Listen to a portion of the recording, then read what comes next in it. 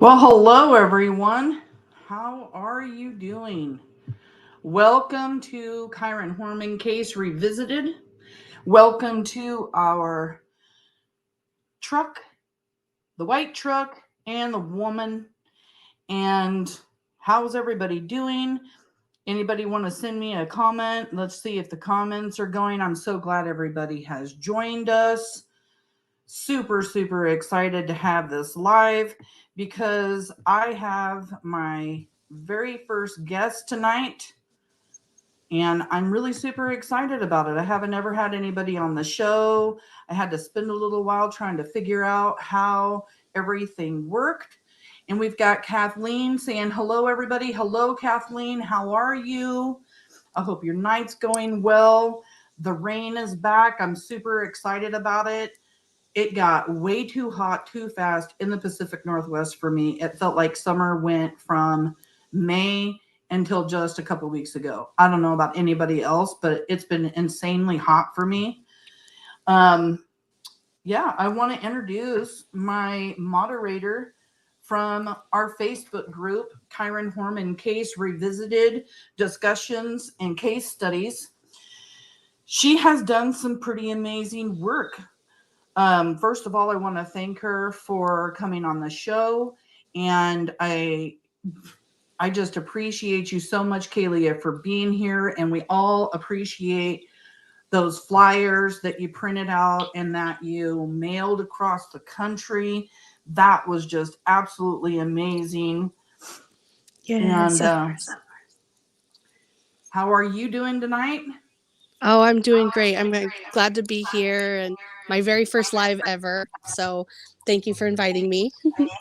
I know, and then I'm like spur of the moment, just like I'm off the seat of my pants here, but I have some of the greatest lives that way.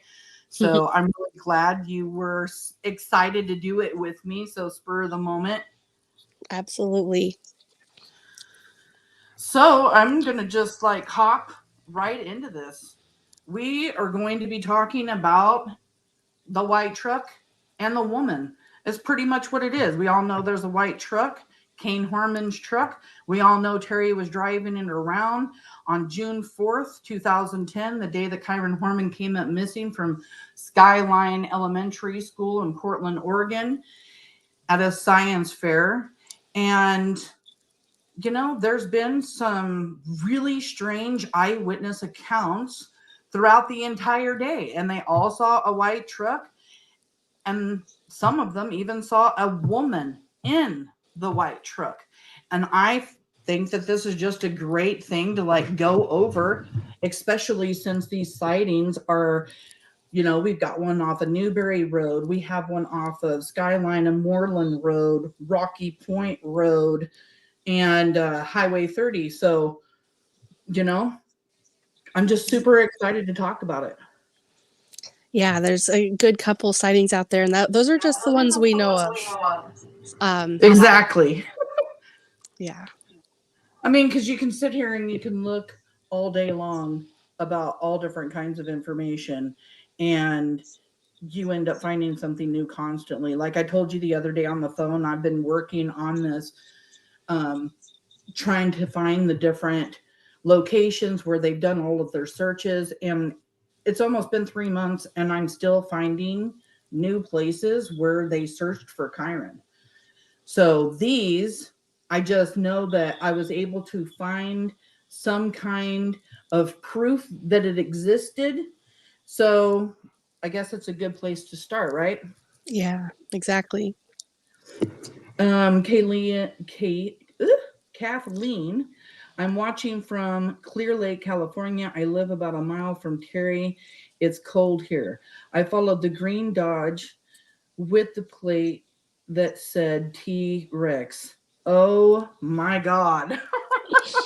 I don't the even know. infamous green Dodge. That infamous green Dodge. The T Rex thing is just like funny, right? Because what's with the T Rex? It's all over her Facebook all the time. T Rex this, T Rex that. I boggle my mind all the time. Like, is this some kind of friggin' innuendo into this case? Is this something we should be looking into? And then I got to remember, like, you do not want to be that person with conspiracy theories of some kind. Yeah, it's easy to go down that way in this case like this with so many unknowns. We have LK McCain saying, Kathleen, that's awesome. I'm jealous. I have to admit, I'm a little bit jealous, but then again, I don't know that I could like interfere, like put myself out there. I mean, she did try to hire someone allegedly to kill Kane, so I don't know how close to her I want to get. Yeah, I feel that same way. All right, so let's hop into this. I've got a couple of things here to go over. We're going to start, well, we can either go over, let's go over the really long one, and then that way, you know, if it lasts really long time, we can come back and do the rest. Does that sound good to you? Yep, sounds like a plan. Okay, so right on June 4th, the day that Kyron came up missing, there was a man. His name was Jim Kelly, and he saw something very peculiar down his road. So Jim Kelly lives right around the corner from the Kyron Horman house, or Kane's house now. I'm going to go ahead and add this up here. I'll pause it. This is what this article says, and then we can kind of jump in and just talk about it. At 1:29 p.m., neighbors stopped by the Brooks Hill Historic Church across the street from the school to mull over the investigation. This kind of thing is unheard of, says Jim Kelly, who's 50 years old. Kelly, who lives about a mile and a half downhill at the end of a windy, secluded country lane off of Cornelius Pass, said police, federal agents, canine teams, and helicopters scoured the area Saturday. This is the day after Kyron came up missing, Saturday. We had 2 odd sightings of a vehicle on our road Friday, Kelly said. Around 3 p.m., he and a neighbor reported seeing a white pickup truck with a female driver pull into the end of the long road, idle, and then turn around. Then again at 2 a.m., early Saturday morning, a similar white truck appeared, idled, and when a neighbor loosened her dogs, it eased away. It was strange to have a car there, any car there, that we didn't know. And B, it was strange to have a vehicle come down our dead-end road twice the same day, hours after a little boy goes missing, said Kelly. That's beyond rare. Kelly said authorities have twice searched the deep ravine, creek, and railroad tracks located near the end of his street by air and on foot. Now, and another, he talked again, and I can't seem to find it anywhere. It's one of those things where I didn't save the screenshots. He actually mentioned that it's only a couple times a year that anybody travels down that road at all. So it is very, very, very strange that a truck is seen not once, but twice at 3 p.m. and half an hour before they realize that Kyron isn't getting off of the bus, and at 2 a.m. in the morning. And let me talk about that 2 a.m. in the morning time. It's 2 a.m. in the morning. You're laying in bed. You live out in the middle of the country. You hear, a truck, a car, lights, whatever. You're going to get up out of bed. You already know it's late. You're going to look at the clock and you're going to go, what the hell is someone doing out here at 2 a.m. in the morning? Am I wrong to say that? Not at all. I don't live rurally where where I have to deal with like rural, like long driveways or anything like that. But I can tell you that I live in an area where we do have activity outside of my house at night. And there's been plenty of times where I've woken up to like police sirens, not the sounds of them, but the flashing lights of them through my window. And the first thing I do, like you said, is I check what time it is on my phone or on my alarm clock right next to my bed. And then I go outside and I look and see what's going on. Yeah, I mean, so he knew 2 a.m. in the morning, maybe a little bit off in the afternoon. I know if I go outside gardening, sometimes I think it's 1 and it's actually like a little after 2. So who knows if the time is exact. But I mean, to like have two sightings down this road. I have a video of this road. I've driven this road. It's a gravel road all the way down to the back of his house. It's got potholes. It's got bushes scraping the side of your car as you're driving through it. I mean, because that's how in the middle of nowhere kind of it is. And the fact that it wasn't just him, the neighbor lady too saw the sightings also. She had to unleash her dogs for the vehicle to finally pull away. And I have spent months, if not over a year, trying to figure out this sighting and what it possibly could mean. What do you think about it? Well, I think the police thought it was credible because they obviously searched there. They searched down the ravine, like this says, searched twice, you know, so it wasn't just something that they were holding in the back of their brain. They thought this could be a real possibility. And I mean, I don't, might not personally live on a rural road, but a lot of my family do, and I've driven down those long, bumpy roads. You hear people coming. Maybe he had a motion detector light or something. That's also really Yeah. common out there. Is that light shine pops up? It's a security light for reasons like this, and it wakes him up, and he knows exactly what's going on. And I mean, the fact that the neighbor was also involved corroborates this. Why would Jim Kelly make up this sighting and then include a neighbor to corroborate this story if it wasn't true, you know? I know. I do think it's very, very, very suspicious. Yeah, and talk about like why would he come up with the story? I mean, it's been talked about before that Jim Kelly, you know, didn't start talking about this until after, you know, the white truck was talked about or put out on the flyers, but the flyers and stuff with the white truck didn't even come out until June 18th. So this is Exactly. long before. This happened on the 4th in the early morning of the 5th on Saturday, and they were there searching that property by the end of the weekend, and they didn't search it just once, they searched it twice. Now I've got a Yeah. little video here I want to show you. It's been a minute since I've shared. Let me see how to do this. And I'm going to show you guys what I also find really, really interesting about Jim Kelly lives. Now let me see here.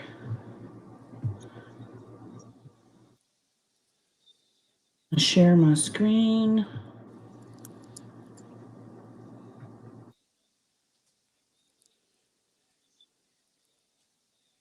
It's this one. Or is it this one? It's this one.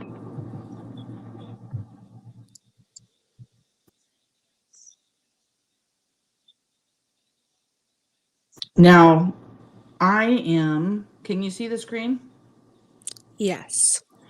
So I just took a right from 8th Avenue onto Cornelius Pass Road, and I'm headed toward Sheltered Nook Road where the Horman house is. And I want to give you guys a visualization of just how close this house is to their house. I mean, Terri Horman. Oh, here we are right here. I'm on Sheltered Nook Road, people, right there. Like, it's not even a minute away. Not Yeah. That is so close. I I didn't mean, realize it was that close. that is what I was telling you earlier. Like, I wanted your reaction because, I mean, just the first left right up here is going to be the Horman house. And I don't want to show all of that. But I think it's just really crazy. It's unbelievable to me how close they live. Yeah. And if Jim Kelly is over here saying this doesn't happen very often or ever, but this happened twice, that is suspicious. And Zane Lilly writes here in the comments, I live rural, but not even as rural as these sightings were. And yes, anyone out of place or roaming around at odd times is going to be noticed by me and my neighbors. We also talk to each other about the things we see. So yeah, I just think, especially with how close that is, I know we've talked a little bit about this before, and I think, I mean, I don't know, it wasn't Terri who was in the truck, so Well, yeah, that's what I was going to say a while ago. I mean, so it's June 4th. Kyron came up missing. He didn't get off of the bus at 3:30 in the afternoon. He's already been missing for 6 hours. Um, there's this sighting of this truck approximately 3 p.m. It's about a half an hour. We already know Terri is at home. She's at home with Kane. They're getting ready to go down to the bus stop. And at 2 a.m. in the morning, after he's already came up missing and everything else, I mean, they have law enforcement at their house. Everybody's being watched. Everybody's being talked to because Kyron's missing. So we know she's not getting in Kane's truck and driving down there, right? So I started thinking about recently how the World Soldiers page has mentioned Dede Spicher's brother having a white truck. And I yeah. have, let's see, I actually have pictures of his white truck.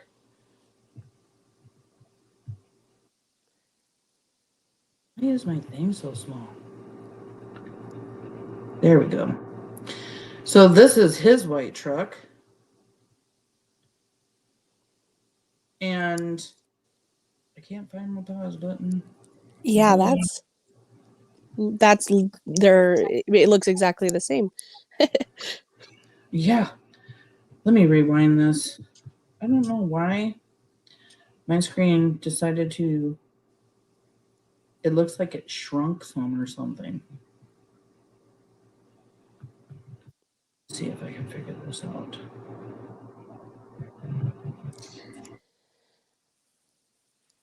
Why I needed to stop my screen sharing. Sorry, people. I'm new at this. This is like only, I think, my sixth live or something like that, but I don't keep count.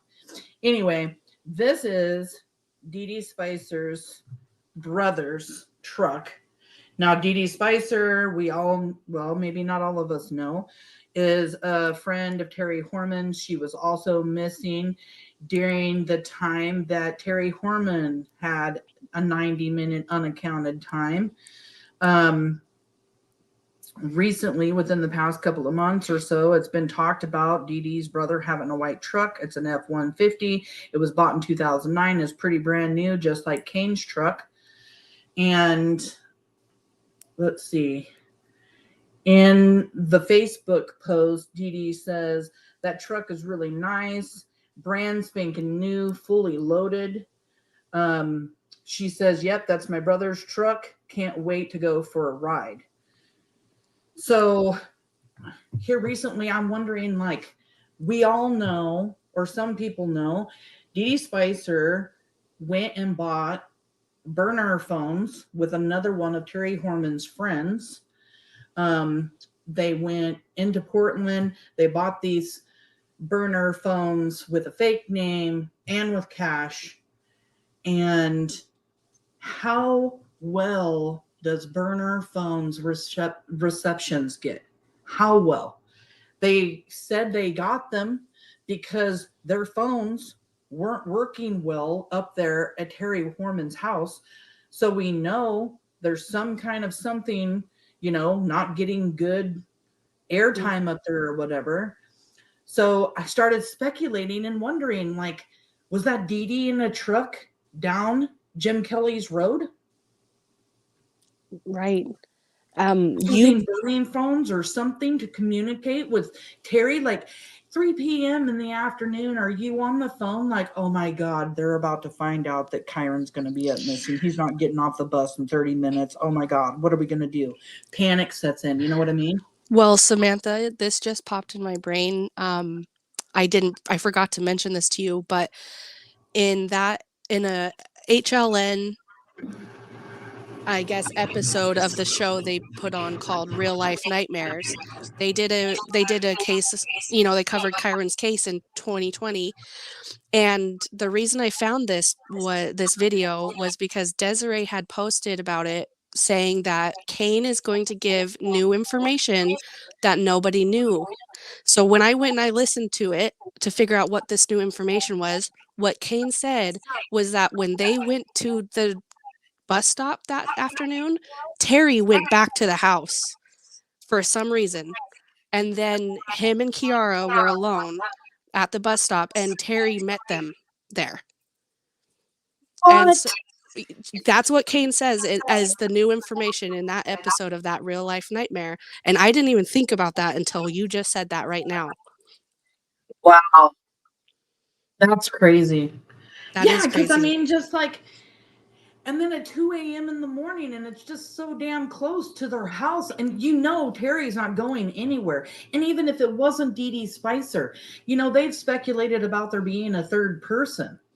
So was there a third person if it wasn't Dede Spicher there down the road? I'm talking walkie-talkies, burner phoners, any kind of way that they could have been communicating in any way, shape, or form that made them think, I have to drive down somewhere close to the house to be able to contact them. And that is literally the first road down by their house to pull off of, and the closest. I mean, crazier things have happened. So I don't think that is a scenario that could not have happened. That sounds plausible to me, even if it's a far-fetched plausibility. And then thinking about Kane saying she turned back around to go back to the house for some reason at that time when the bus came. Could she have been doing the same thing, like calling Dede or whoever was at that point? I don't know. Right. And then you have Desiree Young. Let me add this to the stage for a minute. Now, I'll pause. This is a post by Desiree Young, and this also talks about two trucks. The article is, she's talking back to somebody in a discussion group, but it says the article is completely biased and doesn't take into account any of the evidence or police information. The property owner not only yelled for Dede, she also called for her several times on her cell, and then several employees searched for her on the property. They're talking about the time that Dede Spicher was missing on West Wind Farms. Her employer, the employees, they couldn't find her at lunchtime. And this is when it was talked about that Dede was gone and nobody could find her. It first came out that she was gone from 11 to 1 o'clock. It then changed from it was from 10 a.m. to 1 o'clock, and then later changed from 11:15 to 1. No one could locate her. In addition, several eyewitnesses accounts of Terri and Dede together blocking someone's driveway on Old Germantown Road. During that time, they were unaccounted for. They were unloading stuff out of one truck to another. To give you a visual, this road is very rural, and it was odd that a truck would block a gate to someone's driveway because they knew all of their neighbors. There's more than that I can't share, but suffice it to say the article doesn't say everything. So you're talking about, did Dede have a truck? That right there is coming from Desiree herself, saying Terri and Dede were seen moving things from one truck to another. I take another to another truck. Wow. That is so crazy. I've read this screenshot before, but I've never thought about it in like she's kind of confirming it right there from one truck to another. Yeah, let's go over some comments here. I highly doubt it was Terri in the white truck at 3 p.m. or 2 a.m., but we are all thinking it was probably Dede. Yeah, that was my first thing, especially since I heard about Dede's brother having a white truck that looked like King's. And, she could have had access to other white trucks or another truck. It's the daytime at 3 p.m. and Jim Kelly says he saw a woman in the truck. He never tries to identify who the person is in the truck that he sees at 2 a.m. Lisa, I also think it was Dede in her brother's truck. McCain, has anyone ever asked the brother he lent his truck to Dede, would he be honest? That was something else I was just going to mention. Wouldn't he come forward and be like, oh my God, I loaned my truck to my sister that day? So would he protect her? Not protect her?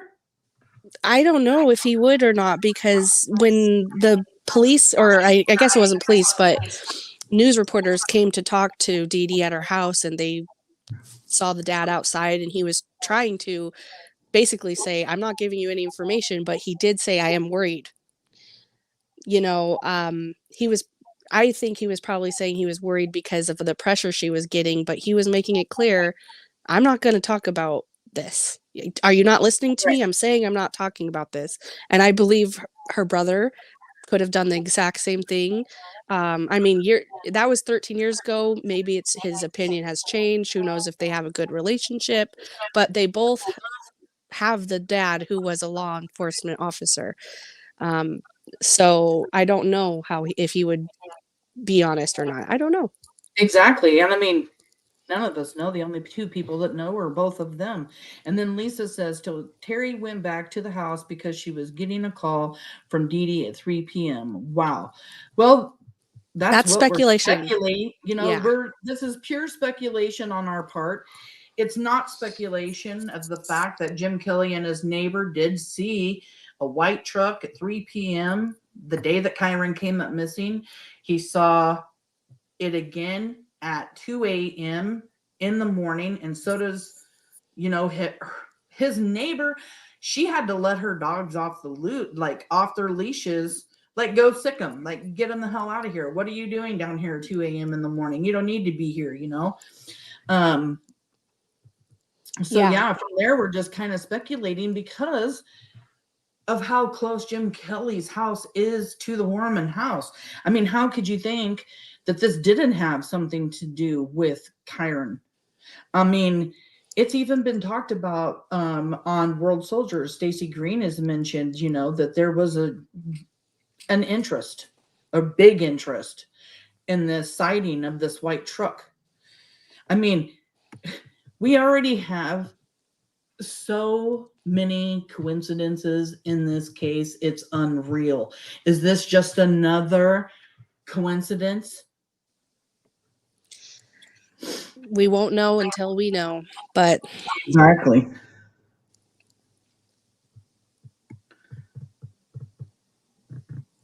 Did you have more to say, hun, about that? Oh, no, I think you've done a really good job covering it. I just am surprised. I knew it was close. I didn't know it was literally like a minute up the road. That is so close. It's so close. And I forgot that I'd done a video of that. And I was like, oh my God, I forgot I did a video. I literally, because it blew me away that, it was so close. So here, I mean, I don't know if anybody can see. Kaylia, can you tell me if I do this, does it widen up for you guys too? No, it looks the same. Okay, so that's not going to make a difference. But right over here, where my arrow is, can you guys see my arrow? No, I can't see your arrow. Okay, so where the red dot is where the Kyron Horman house is. And then down by the little white dot there where Highway 30 is where 8th Avenue. And I kind of did something of just like scrolling in. It kind of shows you where There we Sheltered go. Road is. Yeah. So this is kind of just zooming in down on where Jim Kelly lives. And then this is the road that leads out. Do you see all the thick brush and everything? Yeah.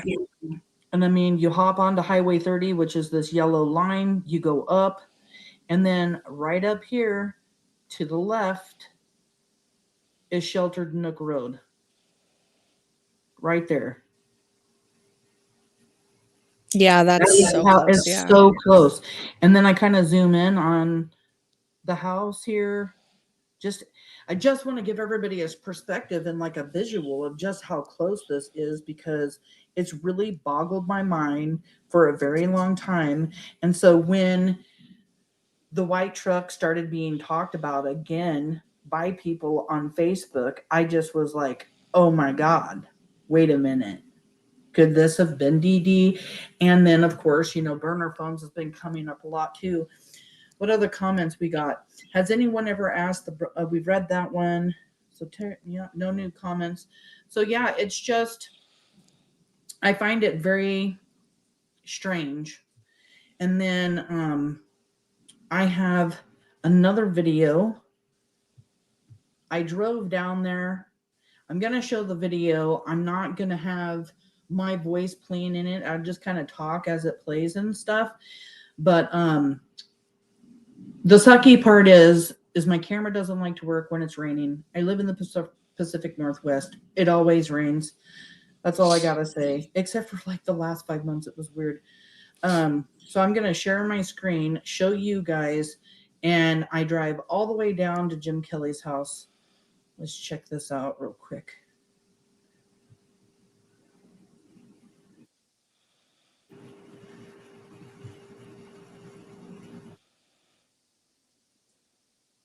Okay, can we see it? Yes, I can see it. Okay, so I just pulled onto 8th Avenue, and then it goes down to like Falkenberg Road. You kind of go over this creek and this bridge. I'm about to cross the bridge now in the creek. So, I mean, if you're somebody that's lost, if you're somebody that doesn't know where you are, oh my gosh, I turned down the wrong road. Right up here past this bridge, you'll see a spot like there is an area for you to turn around. I don't know where I'm going, you know. And then, I mean, you can see all of the potholes, gravel, Right. muddy. Now, right here's where you could turn around. I mean, there is plenty of room right here. I'm lost. I don't know where I'm at. I took the wrong turn. I'm going to turn around. But no, whoever was in this truck kept driving.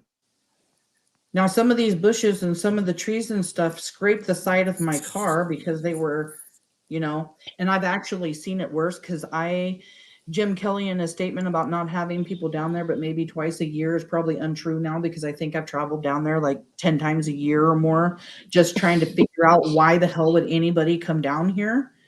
I'm pretty sure he sees my car and goes, why is that silver road back? Oh, that's funny. But yeah, now I'm on Falkenberg Road. There's more potholes. I mean, you just aren't going to come down here. I was even like, babe, I'm so glad that I'm not driving my little Ford Taurus anymore. I'm glad we got the road, because I'm glad I got all-wheel drive to come down. And now I'm turning onto 6th Avenue, which is exactly where Jim Kelly lives. Right where these trucks are to the left. Right, that white truck, past that white truck now, right where this truck and that car is where the woman lived that saw the truck that came down. So, I mean, she lives in a distance away from Jim Kelly. Jim Kelly's property is actually right there on the right. You can see a little white tent. He's got a really nice car. He parks his car and stuff at. And right where I am about to park, which is also really odd. There's a truck in my way. I've been able to pull down there. Let me pause real quick. So right now, Jim Kelly's house is to the right. Right where that truck is parked in front of me, where they're in the bushes and secluded, that was where the white truck was seen. Hmm. Yeah, that's far down that road. There somebody had a reason to go all the way. I mean, that's very, very peculiar. Yeah. I just thought it was just so suspicious. I mean, I have thought about this. I have driven people crazy talking about it. I really have, because there's just no reason to be down here, not once but twice. The day Kyron comes up missing and being so close, I just really feel like this could have something to do with Kyron coming up missing. So, Yeah, it's sad to think about, but it's true. I mean, I kind of have a feeling that might be related. When you live down, especially that far down, you kind of have an idea. And to just see the car didn't, I mean, the truck didn't back out. It was sitting there idling.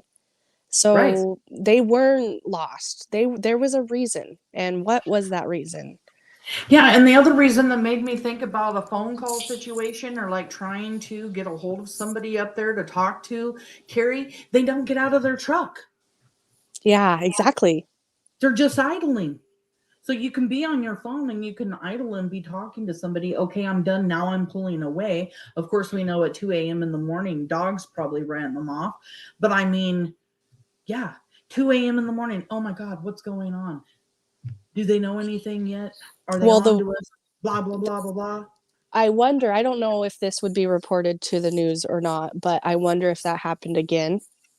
Um, or if that was the last time. Because if it was the last time, that is kind of weird too. Like all of a sudden Jim Kelly reports this to the news. He talks about it a little bit. Um, and now no trucks come down there anymore. That's kind of weird too. Right. Well, yeah, he says that they don't get a lot of traffic down there, that it was just strange and unusual to even have any vehicle at all down there in the first place, but to have the same one down there two times. And then, of course, the time, the 2 a.m. in the morning time, why the hell would you be down that road at 2 a.m. in the morning? Yep. I've also spoken with people that believe that Kyron Horman was killed. Say, did they go down there, dump his body at 3 p.m. and then come back later on that day because of guilt, or they felt under suspicion to like move a body? But I'm pretty sure from what Jim Kelly has told authorities, the person driving the truck never got out of the truck. It just idles. Yeah. Very, very interesting. Suspicious. Yeah, and then Lisa says, I just can't believe this to be coincidence.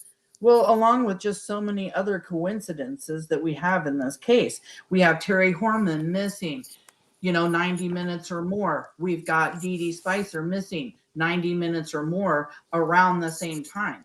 That can't be just coincidence. And let's just move forward from there. So, this is the first eyewitness that I wanted to talk about, the Jim Kelly.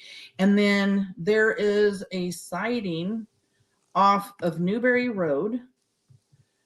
And Newberry Road is right smack dab in the middle of Skyline Elementary School and Westwind Farms, where Dede Spicher was working.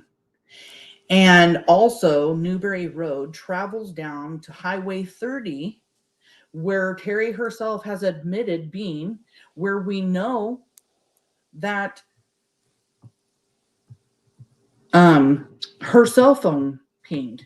And I have a little statement here from Desiree right here. Desiree Young says she was on Highway 30 when the phone pinged. It was close to Sauvie Island, not on it, but it was that one tower that serves the area. And she's correct. There are no cell phone towers on Sauvie Island. There's only the one.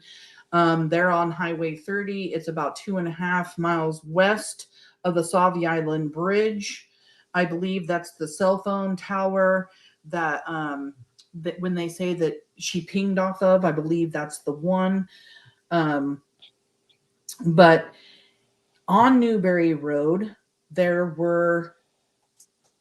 a witness came forward, according to the book Boy Missing, and this is what the book has to say.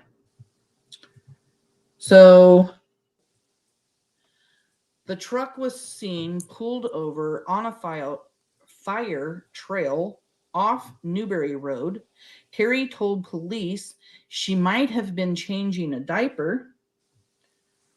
And it says, just let this play out a second. Where was the diaper? She didn't remember what she had done with it. So they were looking for the diaper. I've also heard that law enforcement looked at the garbage can there off of Newberry Road where this witness said that she had pulled off. The fact that Terri's sitting there saying that I might have been changing a diaper. Kaylia, you're a mom of 2. You know. Can you remember changing a butt? Yeah, I would remember that, no doubt. And especially because changing a butt in a car, especially a truck, isn't easy. You have to lay them down on the ground or on the seat. It's not perfect. So I would definitely remember. Yeah, I just really think you're going to remember whether or not you pulled over to the side of the road to change a butt. And if you can't remember if you were changing a butt or not, can you even remember why you pulled off the road? Like, why can't she remember? It's just so convenient. Constantly, I can't remember. I don't know where I was. I don't know where I drove. Police had to put her in the back of a car for her to show them where she had been driving around all day because, oh, I don't remember. Well, here I am, a nobody. I don't live over there. I didn't even go over there until I started checking into, the Kyron Horman case. And I can tell you all about Moulton Road and Rocky Point Road and Northwest Skyline Road and Skyline Boulevard, and you got Cornelius Pass and Highway 26 and Highway 30. Like, I can tell you all the roads. She lived there for years, and she can't tell police where she was or what she was doing or if she was even changing a diaper. It doesn't make sense. And let's not forget, she told one interviewer that she was parked and rocked the baby for 30 minutes. And then other times she said she was driving that whole time. So, yeah. Rocking the baby to sleep. And then she was like, saying she got the baby to sleep. And then at one time she was like, oh, no go, off to the gym. No go, meaning the baby didn't go to sleep. I mean, she's constantly changing her story. I just don't understand, like, I don't believe that Desiree or Rebecca Morris is just going to start creating all these stories to go into the book Boy Missing. No, I don't believe that for anything either. At the beginning of the book, Desiree mentions that I think it was on June 4th or June 5th that her husband, Tony, who's a detective in Medford, said you should start a journal. And so she did. And when I read that, it clicked back to so many other interviews I've heard from parents of missing children or parents of victims who were murdered, and they described the same thing. I start a journal. That's one of the first things Tony told Desiree to do, and Tony's a detective. So I don't know how anybody's going to think that she's making things up out of thin air or that her memory is bad. No, she has a journal full of this information. And we're only getting a little bit because, I mean, she still is trying to get justice for her son. So Exactly. she's towing that line as best as she can, but she's still an angry mom, a hurt mom who has been missing her son this whole time. So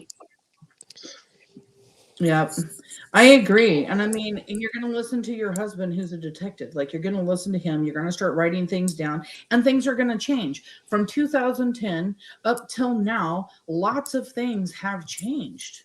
In the beginning, they said, you know, Terri Horman went to the gym at 11:39. She was there for an hour because, then she went home. But then later on, after they get the camera footage from the gym, they started talking about how she didn't get to the gym until 12:20 and was there till 12:40, which is only 20 minutes. right, that's So things change. Things change. The fact that Kane, gave out new information in 2020. I mean, he's never said that before. He's never let people know that Terri left Right. whenever they went down to the bus stop. So it was him and their baby alone. And then Terri came and met them down at the bus stop right as the bus was arriving. Wow. She didn't walk down there with them. She stayed behind, and that's something we never knew before. No, That's we didn't. kind of That just blew my mind when you said that, because to me, like, this theory and the speculating I've been doing about the truck, and that's just one more thing to add I to know. it. That, wow, she could have been going up to be on the phone. And now all I need to know is, like, what exact time did she go up? Because I mean, you just have Jim Kelly speculating what time. But I mean, if it's around the bus stop time, hello, that's a huge red flag. Another red flag. Is that another coincidence? I got a video here of where I think, because it was the only like fire lane road that I could find there off of Newberry Road. So I went and did a video. Let me share that with you guys real quick. And then we'll just talk about what we're seeing here. Again, I turned off the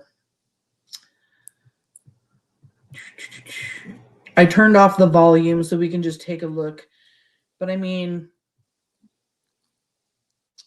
this is the area. Look how thick it is.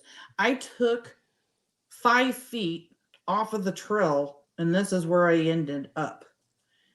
And everywhere in that area is this thick. I actually was looking through some old news clips and stuff today, and came across an interview that Desiree does, and she just talks about how, in the very beginning, how upset she was because she knew that area, and she's just like, it's like finding a needle in a haystack. How are we ever going to find them? She becomes so optimistic sometimes when she's talking about, like, we just know that if we search this area and he's not there, then we can search on to another area. And she's not going to give up. She's just going to keep searching and searching, and raising money to do these searches, because she's his mom. She wants closure to this. And we all know if she's out there searching in these areas 13 years later, she's not looking for an alive Kyron, unfortunately. That doesn't mean that he's not out there somewhere alive, but you know what? She's doing what she can do for herself to make herself feel better, make herself feel like she's doing something for her son, which she needs to continue to do, because you don't want to just be sitting there doing absolutely nothing either, because then all you're going to be doing is sitting around with your mind racing. But Yeah, this is the area off of Newberry Road. It's crazy. I I feel the same way as her. When you look out there, it just is so daunting. It really does feel like somebody could get lost out here, and they do all the time. It's just so crazy that that this is where a witness came forward and said we saw a truck, or they said more than that, and that's the interesting part. That they saw 2 trucks loading, or 2 women loading from one truck to another. Yeah, and that's old Germantown Road, which looks just like this too. Just so crazy. Yeah, it's just kind of daunting to just even think about it. Like, I look at that, and when I'm out there taking these videos and I'm walking these trails and I'm looking around, I mean, if I had a little stick and I started to want to move something around, I'm realizing real quick. Do you know how much searching I would have to do in just like this 30 square feet would take me forever, as thick as this is? And we actually have somebody in our live right now that did some searches. Let's back out of here real quick. I don't know, you know, if she can say anything at all. Let me stop the screen. But let's see. Are you still in here, McCain? LK McCain, she searched for Kyron, so Wow. and she has, spoken up several times about just how intense it was. You've got blackberry bushes and sticker bushes, and you got poison oak, poison ivy. You're dealing with beehives. You're dealing with all kinds of stuff out there. In the interview that I was listening to earlier, Desiree literally talks about bee stings because people were getting stung by bees searching. Like, they're really in these thick wooded areas, and you know it's it's just crazy. I don't know how Desiree does it. Like, I could just give her props. My heart's broken for her constantly. Um, it is super thick, Tabitha. This is my daughter, Tabitha Benvenuti. It is really super thick. Now, she lives out in the country up in Upper Washington, and her husband hunts for elks and stuff, and she knows what thick looks like. She knows what really awful terrain looks like. And this is insane terrain. It really is. It's just, we're talking about a rainforest, Forest Park, and the area behind the school is all a rainforest. People do not know that often, but it is. I'm here, and yes, it was so thick. Everything you are saying is the truth. Yeah, we appreciate you so much, That's LK, for like, amazing. bravo to you going out Yes. there and searching. By the time I got up there to do anything at all, I was getting turned away because the community was already like on it with food and water and searching and help and everything. The community, just really pulled together. When you mentioned, I think I watched that same interview that Desiree mentions the bee stings, and how that was a massive search that she put on. I think she said something about 10 dog teams came out. Right, from all over the country. Yes, they did. I remember reading it. It was something like, they did a 2-day search, and there was like 50 different search operations on each day or something like that. Yeah. It blows my mind, and that is absolutely amazing. I know Kane, he chooses to go the more official route. He doesn't want to go the more private search route. I just believe that what Desiree does, regardless of, if she's like she has said over and over, we're not going to find Kyron unless we're searching for him. So guess what she's doing? She's out there and she's searching for him. That's Yep. amazing. And she gets in contact with law enforcement. She lets them know what she's doing, where she's at, and if they want to get involved, they do. If they don't, they just have to let her know what the rules are and stuff, because you can't just go out there and start searching. You have to have permission from people who own the property and everything to go out and start searching these areas.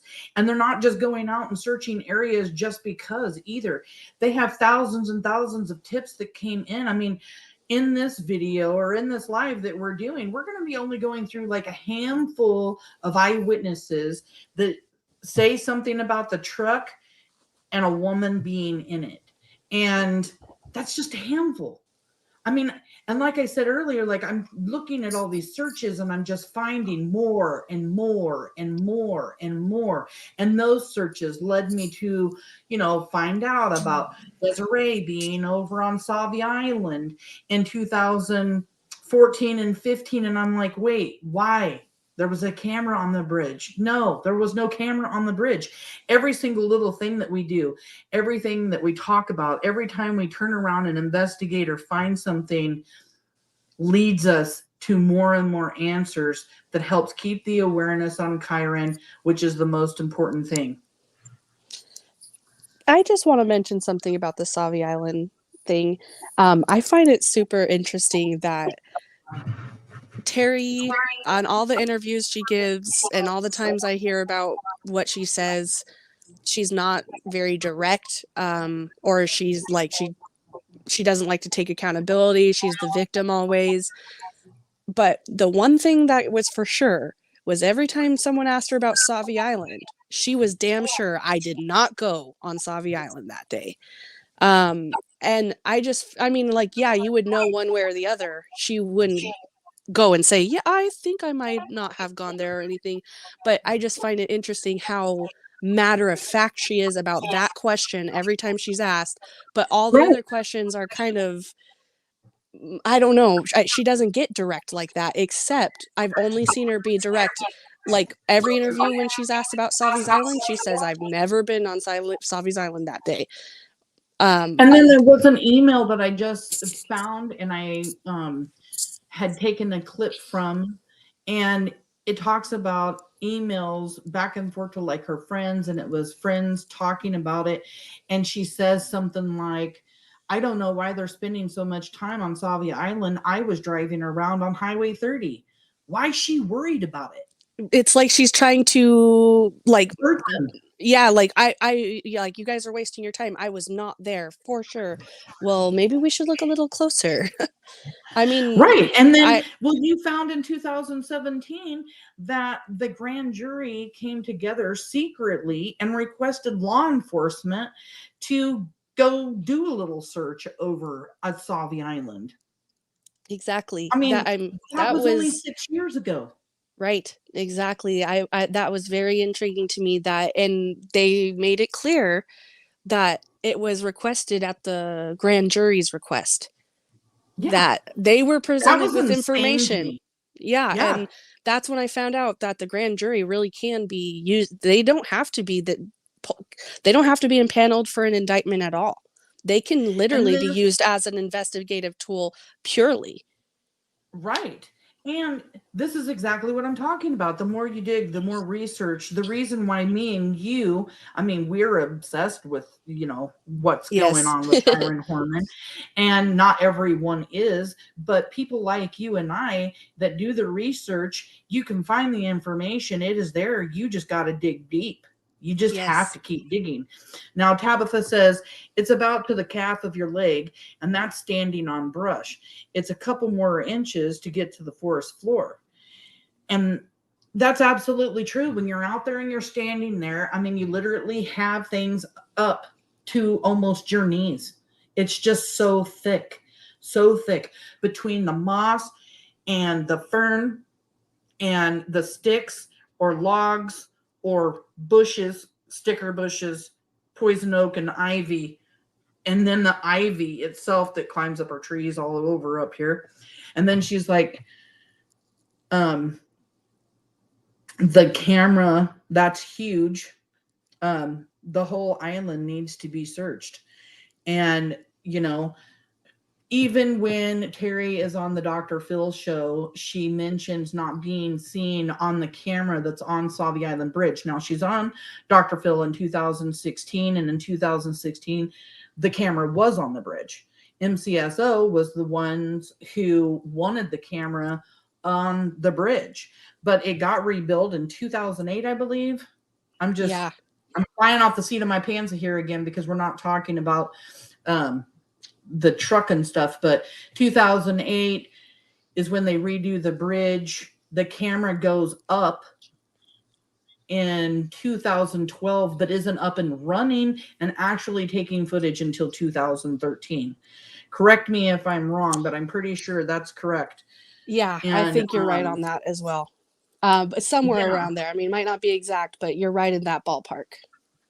And the one picture that proves That it wasn't on the bridge when Kyron came up missing is the picture of the bridge in May of 2010. There is absolutely no camera on that bridge. So yeah. And then, like the Newberry Road, let's go back to that. Newberry Road drives down all the way. So if you leave Skyline Elementary School and take a left, you go down about 2 miles and you take another left and you're on Newberry Road. You can travel that all the way down to Highway 30, where Terri has admitted being. And then once you get down to Newberry Road and Highway 30, if you take another left, Sauvie Island is to the right of you there. To the right. So it's literally right there. And I've always wondered if she was over there because there was so many searches. And I was one of those people that was just frustrated, like, why the hell do they keep spending so much time over there if they actually got footage? But, it got debunked. That was a great thing. What else do we got here? Oh, Fred Hall.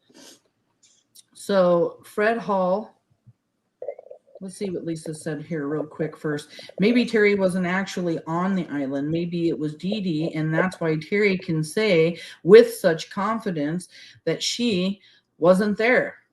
You're absolutely correct, Lisa. Very well could be, especially if we're talking about, there being 2 trucks, or even not having 2 trucks, if Dede was involved and she wasn't driving a truck and could have been driving something else. Maybe somebody else was over there doing it. Maybe she's just trying to divert any attention whatsoever of Sauvie Island. Like, just don't go there. I mean, I found a couple of places over there were searched too that I didn't know anything about. LK McCain, as much searching as we did that day, it was slow, and I felt like we didn't get it all searched. We could have spent a week and still not searched it all. You can only get so far with a garden claw.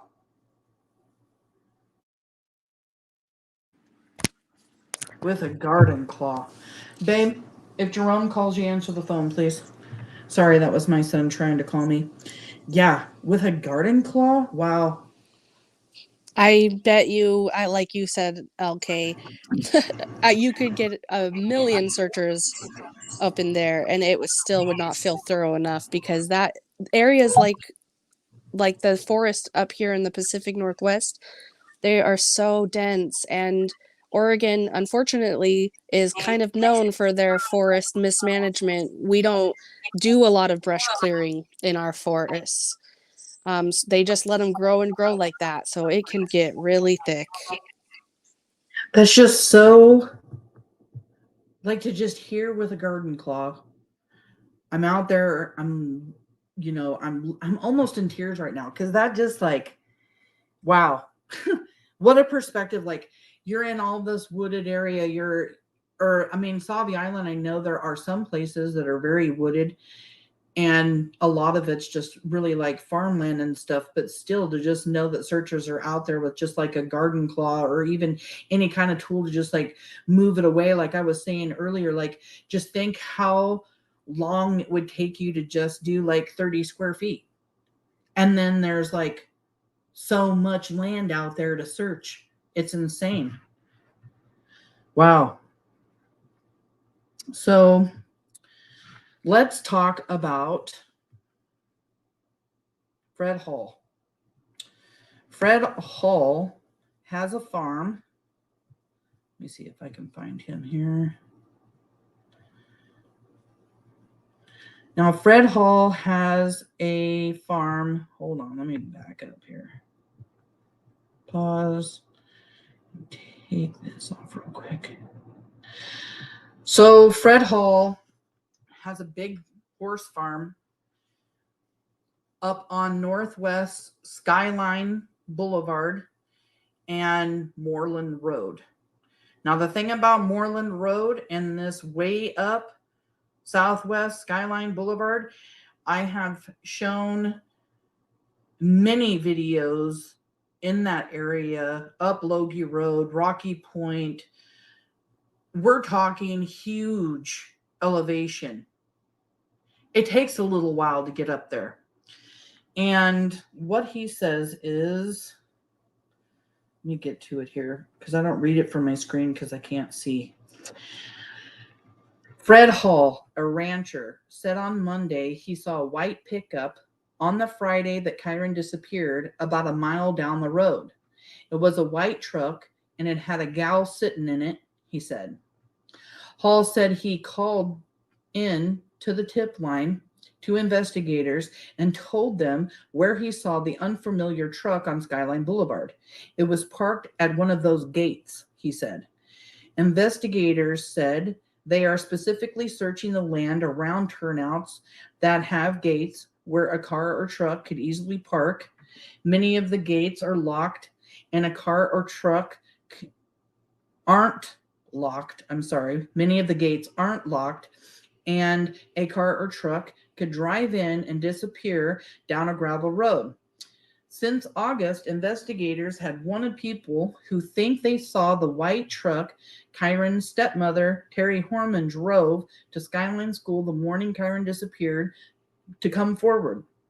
The searches concentrated on an area about 6 miles to the northwest of Skyline School. Crews searched the areas around Moulton Road and Skyline Boulevard, and canines were used to the south of the road. So the south of the road would be the right-hand side of the road if you were coming down east to head down towards the school.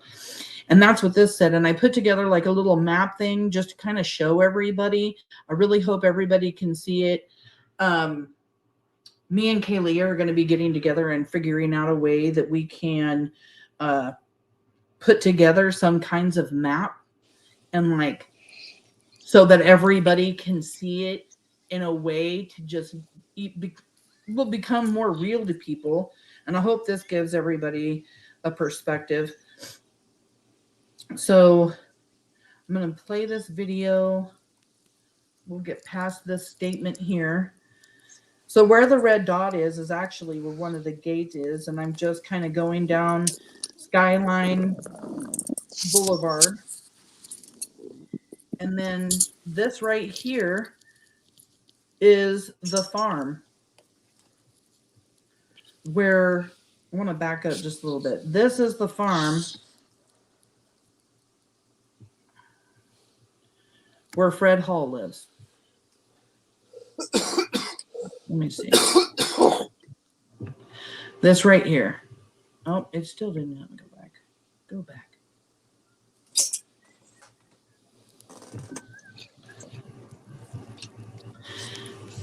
That's his farm. This is his land. He has acres and acres of property up there. The road right in front of his house, though, that's Moreland Road. And then Skyline Boulevard is the one going up and down. And then over to the left, you can kind of see a little cul-de-sac. That little cul-de-sac was really searched. I did a video up there, but it didn't come out too great. It was raining and icky and gross. But right there at the cul-de-sac, there's a gate. There's actually trails that go back there.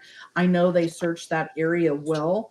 And Stacy Green from World Soldiers is the one who mentioned, because I didn't know, that it was the second gate down Skyline. So we're going to travel down Skyline real quick. To the first logging road that you come to is where this red dot is. And I found a way to take you right down to it. And if you look forward right there, there is a blue gate. And they put these blue gates up on the long logging roads. And in that article, it's saying most of these gates aren't locked and that you can actually get back into these roads. And so this is the first one right there. And then we're going to look at the second one.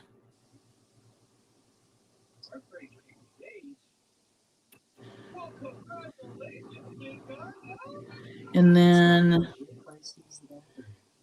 here is the second one.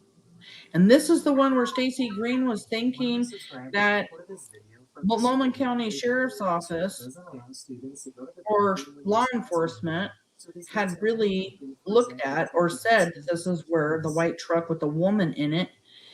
And then it's really hard to see,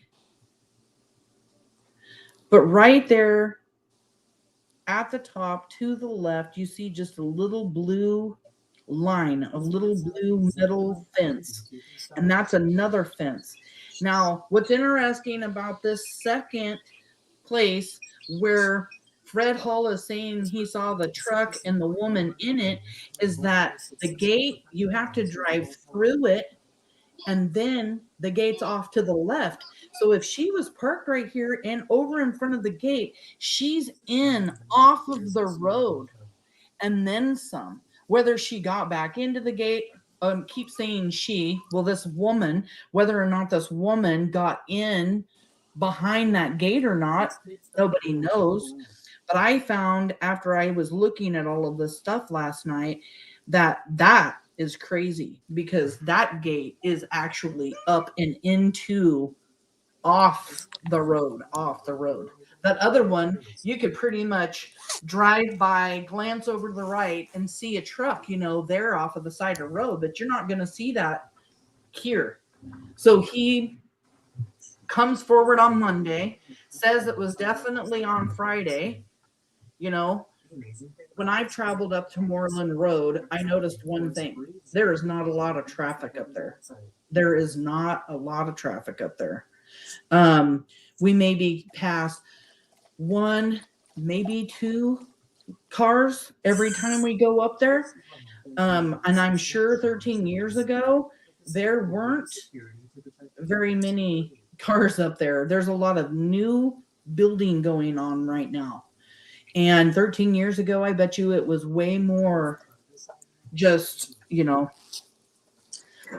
And also seeing someone at those gates would be very suspicious to anybody because you don't see people, civilians, going and opening those gates or parked at those gates or anything typically because we know they're off limits. I mean, I don't go out to that forest very often. My neck of the woods is more in the Molalla forest where there is all up and down the same types of gates. And I never knew they were mostly unlocked. I always thought they were always locked, but I go there every summer and I don't see people, I don't know. I just think it's, most people don't go up those ways. Right. Well, me and my husband, we go up to Kalama, Washington, and we like to go rocking and digging for crystals and stuff. And there are gates like this sometimes, and sometimes they're unlocked and sometimes they're locked. They're also different colors. Now there's blue ones, there's yellow ones, and there's green ones, and they all mean something different. And I believe one of them screams like private property, but the reason why Fred Hall would be paying so much attention to what's going on up there, I mean, he's a farmer and has a ranch, and people are watching everybody's backs out, The crime is crime. People thieve, people doing mischief, partying, ruining the properties, whatever is going on, So, I mean, he's going to be paying attention because he doesn't want people up there around his property out there snooping around or, I don't know if people realize, unless they live in a rural part of their state or their country, that when you live in a rural area like that, it is totally different than living in a populated area. They, like you said, crime is crime, but especially rural people and protecting their neighbors and their livelihood, that's like their number one thing. Yeah. We had fires here, a couple summers ago, and there was out, like I said, out towards Molalla, and Molalla is right next to where I live, and the Molalla fire department was telling everybody they need to evacuate their homes, but you better believe there were probably, I would say, more than half the people did not, because they said we are going to defend our property ourselves. That's just the type of people they are.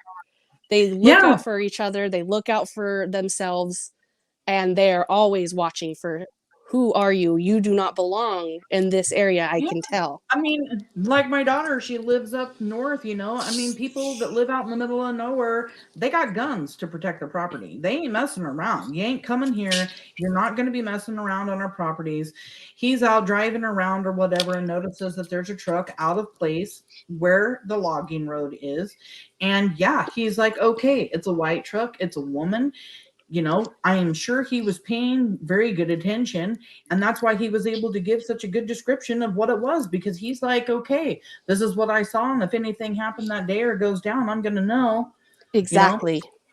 Exactly. um Tabitha is saying, LK McCain, very true. People should have been on their hands and knees, which is in no means anyone's fault, but this is an investigation. I do understand the terrain and it's hard, but if there was proof of a murder, would it have been done more intensively? That's right. You notice when something's out of place. Yeah, exactly. Like if they would have known right off the start that Kyron, you know, died or was killed, yeah, maybe they would have searched more intensely. But I mean, these searches that they're doing are really intense. There's a lot of people going out there in these searches. They're not just, you know, a party of five. I mean, there's a lot of people and there's been a lot of searches. Like Desiree was saying, like, I'm going to search this area. And when I don't find anything, I'm going to go over and search somewhere else. And if I don't find anything else, I'm going over here and I'm going to keep searching until I find something or I have nowhere else to search, basically, is what she's saying. Exactly. And one of the last eyewitnesses, now there's not very much information because this was just a tip called in to the tip line. Death by chocolates here. Sorry, it's a mid. I'll have to start at the beginning. It's 11:48 p.m. here. I've missed the notification. Oh, I'm so sorry, but I'm so glad you're here. I love to see you here. You've been almost on all of our lives. I really appreciate you coming. I appreciate everybody coming. Kaylee, again, thank you so much for being here. Like, you know, I put in a lot of hard work. And when people come in to watch the live, when people are here and interested, it makes what I do easier. I feel like it makes me keep wanting to keep pushing forward, to keep bringing the awareness, especially when you see people in here, you know, because you want people to, you know, see what you're doing and see the awareness that we're trying to bring for Kyron. Tabitha, I understand that I am not meaning to offend anyone. Oh no, babe, you're not offending anybody at all. I mean, I was just trying to let you know how intense they have searched. I mean, dogs, four-wheelers, horses, people, boats, divers, they have, I feel, done a very great job. And Multnomah County Sheriff's Office is dedicated to finding people. They are a search and rescue um, office. If anybody comes up missing at Multnomah Falls or any of the areas around, they are the ones that are called to go out and rescue. And that's what I really loved about this. They had people that knew what the hell that they were doing from the very get-go. And that's why, you know, when they're tuning in on a specific person or they feel like things are leading them in one direction, I feel that it's valid because they're used to searching for people all the time. That's why helicopters were there immediately. That's why the FBI was called immediately. They already knew this isn't going to be any normal whatever. They were searching for a child, hoping to find him soon. But I think the instinct of the police officers involved at the time were just like, this is going to be bigger than we think. And I think that's why they just went head over heels into it, dove, and just like, bam, we're going to do what we can. We're going to do it fast. Let's look everywhere. And really zoned in on that 2-mile area around the school immediately. I want to show you guys. This tipster called in. Oh, it sucks because this isn't going to show very well. So I'm showing you a map of Rocky Point Road. Now, Rocky Point Road meets up to Skyline Boulevard, Northwest Skyline Boulevard, and not very much further up the road is Moreland Road. So you have an eyewitness saying a truck with a woman right off of Northwest Skyline Boulevard. And then you have another eyewitness that says they see a white truck pulling off of Rocky Point Road with their blinker to turn east onto Highway 30. Again, Highway 30, where we know Terri has said she was. And she's up there, and I feel like she's leaving from up there. If this is Terri, like, or who this person is or whatever, like, they're up there at the top of Moreland Road and Southwest Skyline Boulevard. And then, let me see if I can blow this up. So, can everybody see that better when I did that? Yeah, we can see as good as it gets.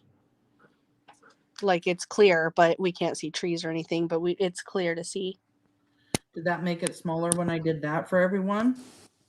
I'm just trying to figure out if I widen my screen, then you guys can see the screen widening. Is that correct?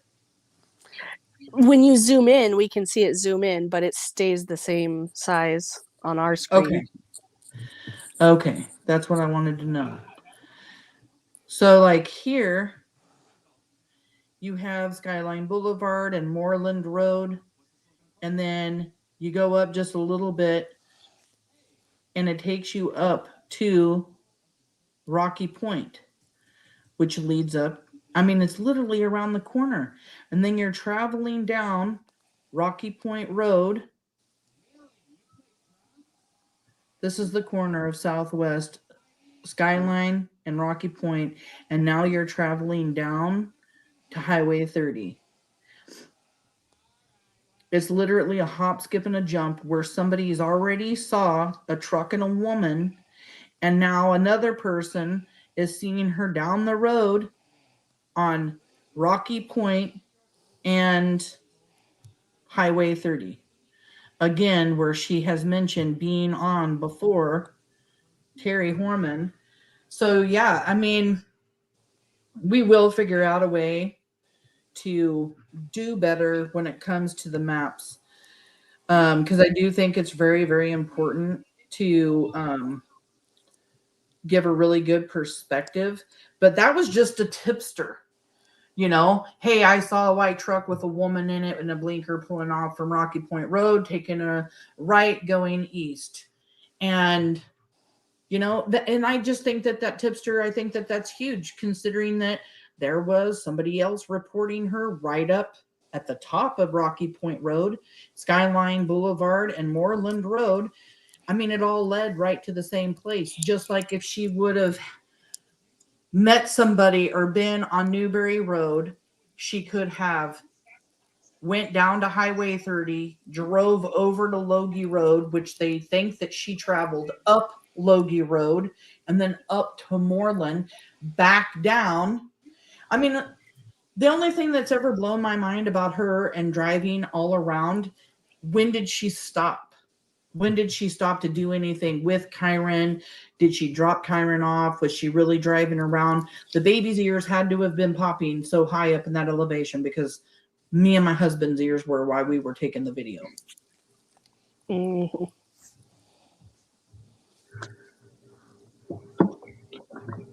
We've got Joel Nick's music.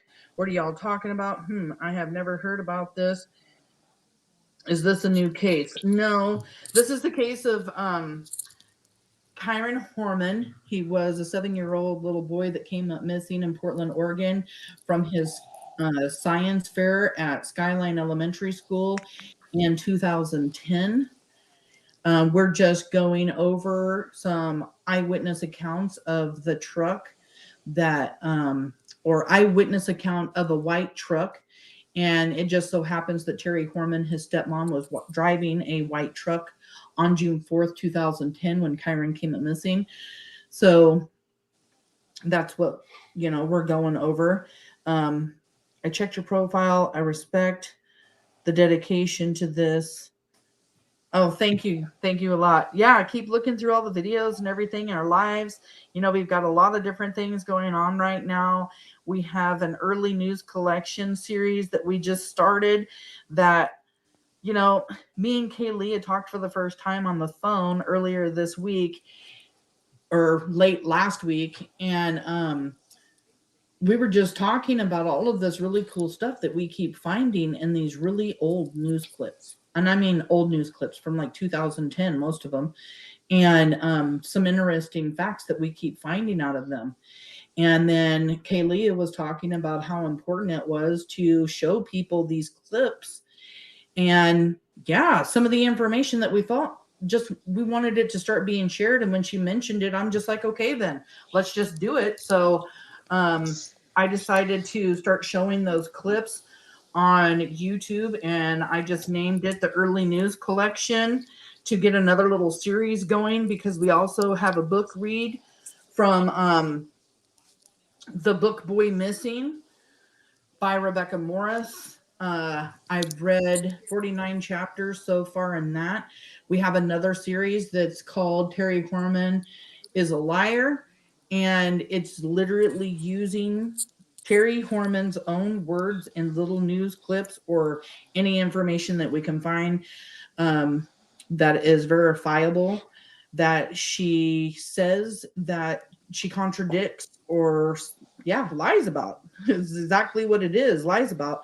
We have an playlist of the book Boy Missing and a playlist of an old timeline that I tried to recreate, that I will be working on doing another one of those later on. I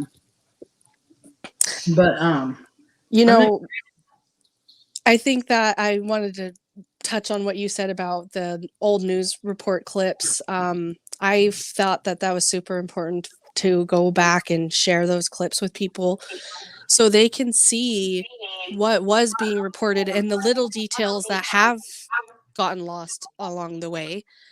In my opinion, it would be like if Letitia Stout went and just shut up and moved out of state and got away with murder. And then all of a sudden, everybody forgot about that because it's been 13 years now. That's why I think it's important to show the news clips of what was really happening back then in 2010, what we were seeing on our TV screens day in and day out. Just because it's been 13 years doesn't mean we can let that be forgotten. And like you said, Sam, we have found some really awesome information that I've never heard in those me old neither. clips. Yeah, I mean, even the one that I found the other day, here you have Dan Staton, and he has said this, and I have talked on probably every Facebook group that I've ever been on. What is Dan Staton talking about when he says, we have knowledge of things we wish we didn't? He said that. We have knowledge of things we wish we didn't. Now, you have all of us sleuths, if you want to call us that, or people obsessed with this case, and we hear that and we're all like, what the hell is he talking about? What information does he has? Is Kyron dead? Do they know he's dead? Like, that's where my mind went. A lot of other people's mind was going that way. Like, what information? Then I find a news clip, and he literally explains, or he doesn't explain, but Bruce McCain comes on the news clip, he's talking to the reporters and saying, you know, what they're actually talking about was the new information that they had found about Terri Horman sexting Michael Cook, and also mentioning all of the parents and the things they're finding out. And it was just like mind blowing. I'm just like, what? This whole time it's just been that? Like, not just been, but just he made it sound like it was just, I don't know. I guess it was because I thought he was trying to insinuate that Kyron was dead. He definitely made it seem a little bit more like it was this big thing that he wished. Yeah, I agree that it was like this dark thing. Right.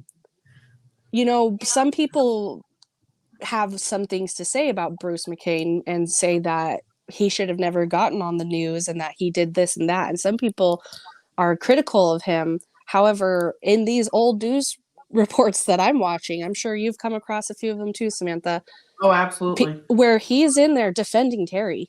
He's in there Yep. saying this is not right, XYZ. So he was there. He was an expert. He was a legal expert that used to work for the, I think, either Portland Police or Multnomah County. I can't remember, but he was on one of them. So he is experienced. He is from our area, has worked with the team that was involved. I believe, maybe not. If he was with Portland Police, I can't remember for sure, but he may have even worked with the team at one point who was investigating Kyron's disappearance. So that's pretty dang close to the investigation, in my opinion. I would assume that he did, because I mean he has a lot of knowledge on the case, and the only way he's going to have that information is if he's either talking with people from Multnomah County Sheriff's Office, or yeah, someone's sharing information, or he's working on it, one of the two. And I mean, and yes, I just saw a video today where he was defending the fact that it's not a good idea for wow, Desiree Desiree to be going to Roseburg and knocking on Terri Horman's door, that she's going to end up getting in trouble, and there's going to be some kind of like, you know, repercussion for that, some kind of legal action. Yeah. And, you know, so yeah, I mean, he's on there saying all different kinds of things, but, you know, you just had really brought it to my attention.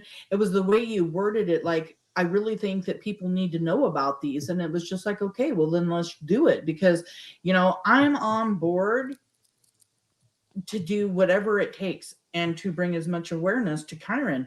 And when I'm flipping through those old clips and I'm seeing something new randomly, because I've seen a lot of clips, I bet you out of the 50 clips that I watch, if I only see 2 things new, I bet you someone else may see 25 things new.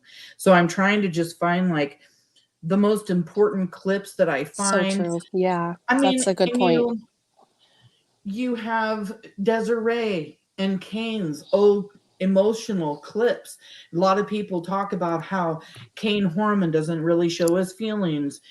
I have now found 2 to 3 different clips of him in tears while a reporter is talking to him.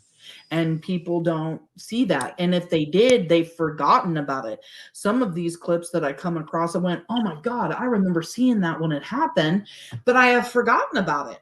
You know, it's been 13 years. So yeah, it is. It's just really important, I think, to bring these news clips out and show people, because some of the information in them I've never heard before.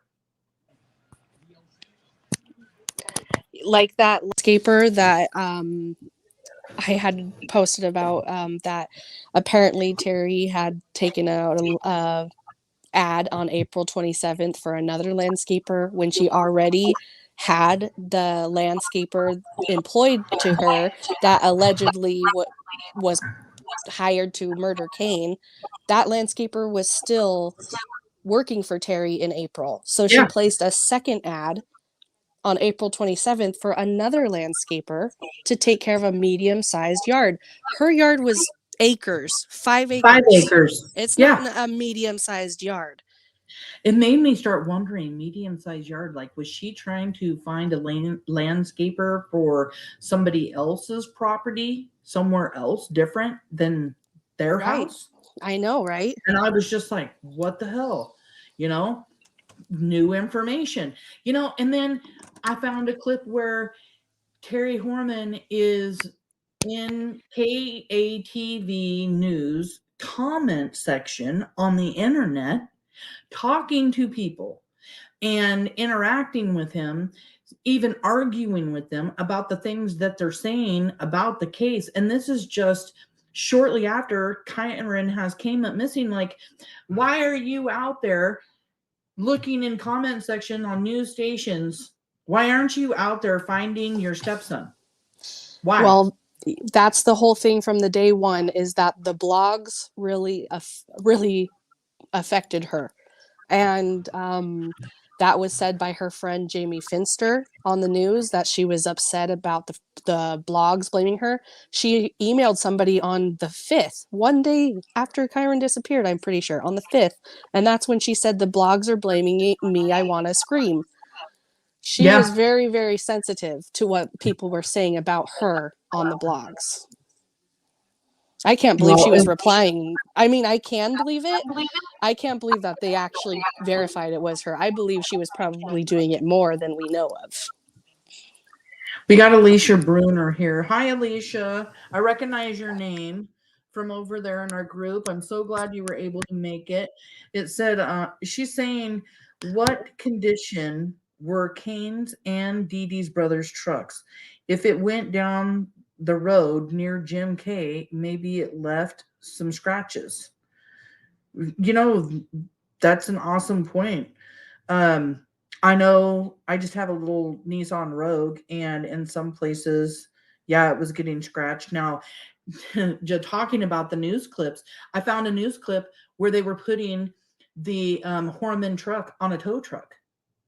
And I have found things where, you know, it's talking about, of course, we all know about the burner phones, the fact that they're following her. By the way, Keelia, I found a news clip that actually said what we were talking about the other day about Terri Horman being followed. And one of the police officers talking about her being followed and why they're following her, and the fact that there is probably so much information out there that we don't know that they've done. And he mentioned that the car being looked at inside and out very thoroughly. So I'm sure if Multnomah County Sheriff's Office or the FBI in any way, shape, or form thought that that truck parked over there on Jim Kelly's road had anything to do with this case, they were checking it out. Or Dee Dee's brother's truck, like, and looking for scratches and stuff. I really want to dive deep into Dee Dee's brother and just like, is there anything on him? What kind of person is he? Because I can't find anything on him. Have you, hey Leah, I found have anything? Okay, I haven't done a deep dive, but it's funny you mentioned that. I just renewed a subscription that I used to use to do this kind of stuff. I just renewed it like a couple days ago. So we can do that. That could be something we can look into for the next live, or um, the Well, next even series we just post about. inquiring minds want to know. Right. Right. Well, I'm you just know, so curious. I um, don't know anything about him really. All I know about Dee Dee and her family, I know that Dee Dee's property was searched, that her aunt's house off of Logie Road was searched. Again, Logie Road. I mentioned that earlier. If she was going down Highway 30 and went up Logie Road meets up with Skyline meets up with Moreland and Skyline meet up with Rocky Point.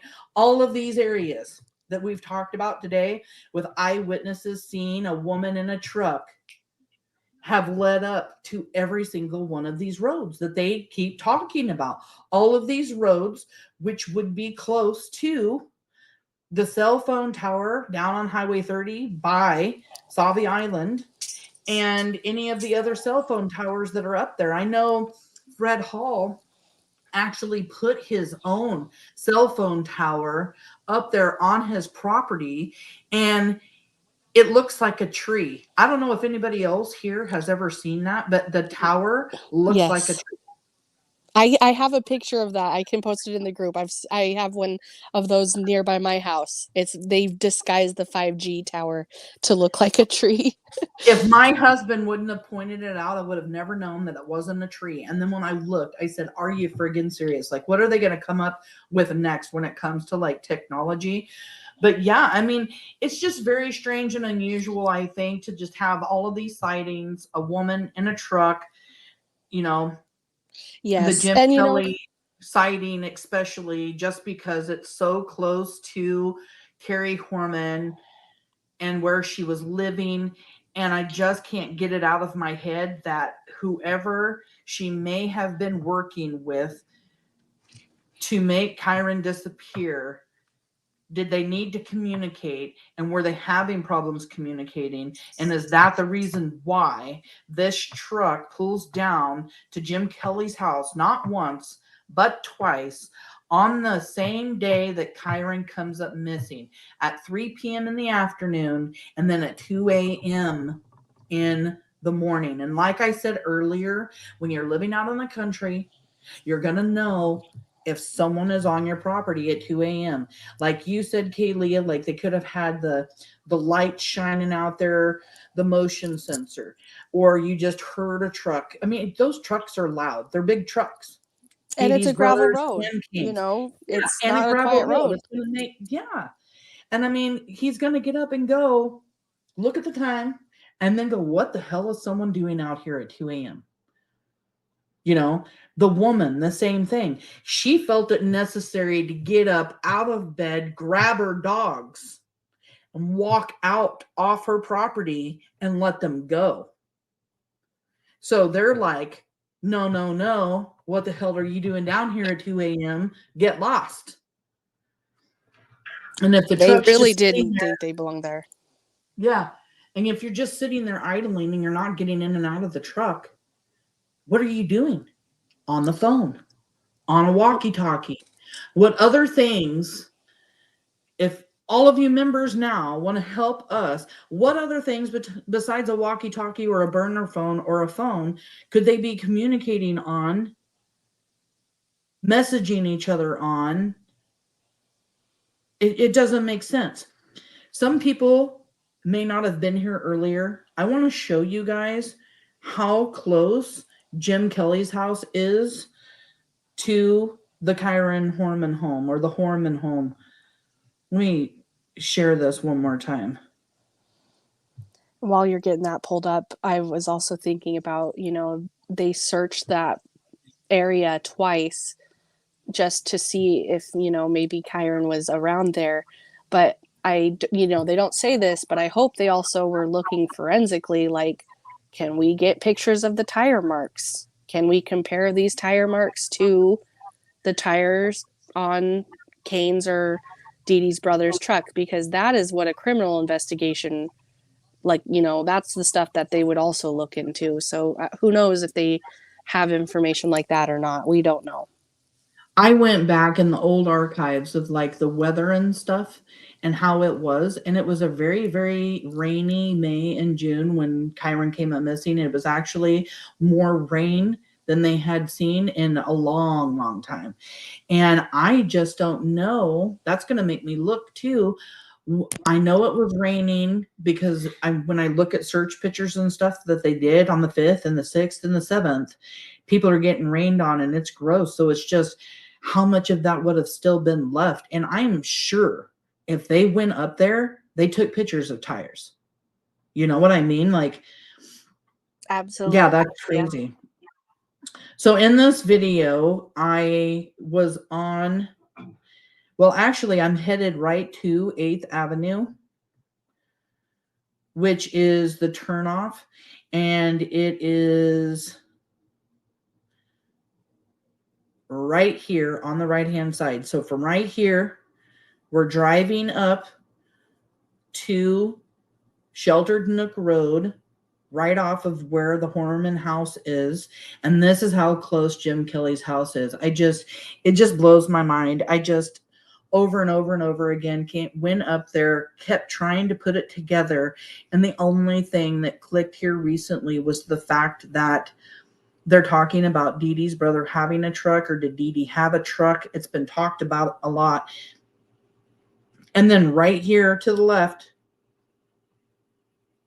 you're at Sheltered Nook Road. And when you look at it on a map, it's even closer. I mean, when you look at it from up above, you're just like, whoa, that's just so close. And I mean, I never looked at it to see like how many miles or whatever, but I don't even think that it's but a mile and a half. I know it says that I think it says a mile and a half. Let me look. In the statement,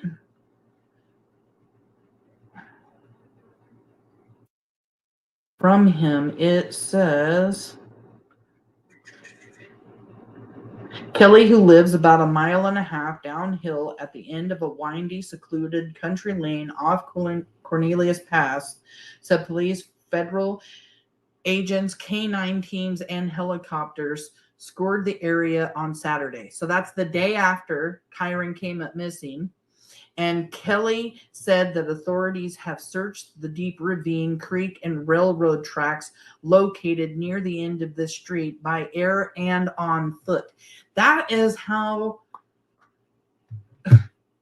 they really took into consideration what he said, because it wasn't just him, it was also his neighbor. They really thoroughly searched that area and they didn't find anything.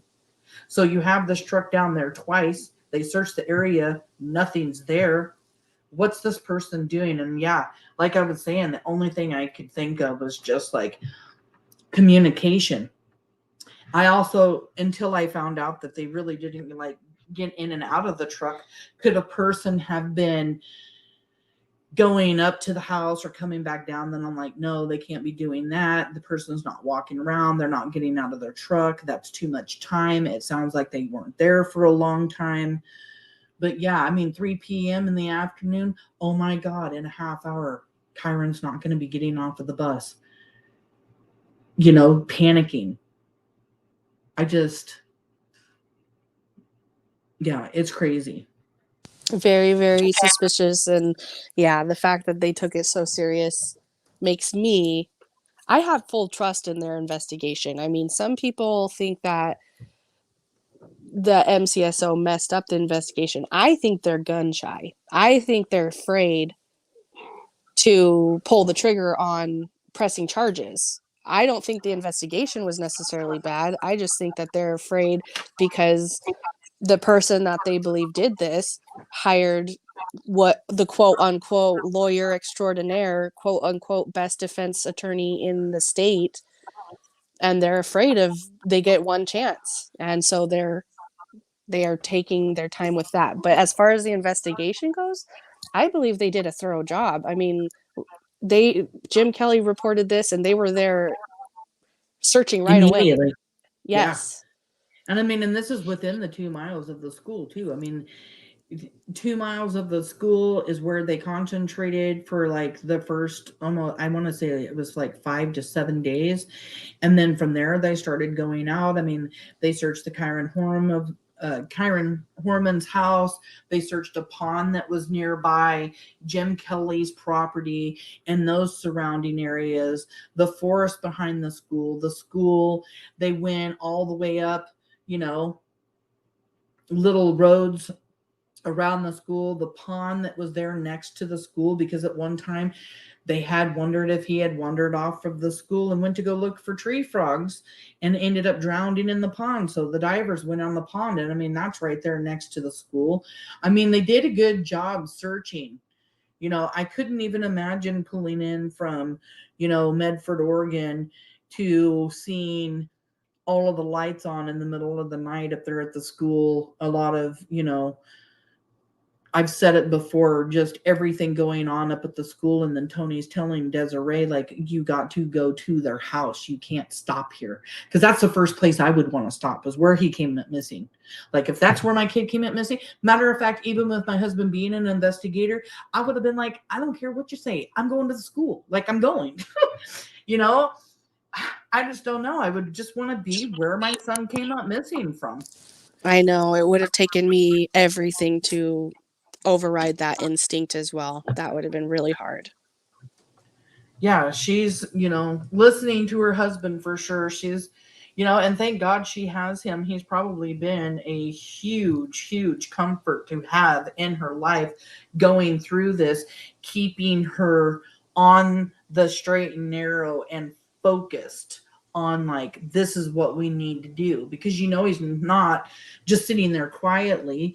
He's giving her his opinion, his advice, and I think she listens to him and follows it, just like you were saying earlier. I think so too. I mean, he is on the other side of things. Now he's kind of like in both roles. He can kind of, like you said, give her some peace of mind that things they're being done for a reason. This, like, when in the book, it doesn't say that the police told them that there was a tracker put on the car. It says that when the truck came back to them, it had a dead battery, and Tony knows that means they would probably put a tracker on the car, because that's what happens when you put a tracker on a car. So yeah, he has this very, very insightful perspective. Right. And then mentioning the car and all of this too, you have her driving around all of the area and everything else in the truck, and there's these sightings of a woman in a truck all over this area.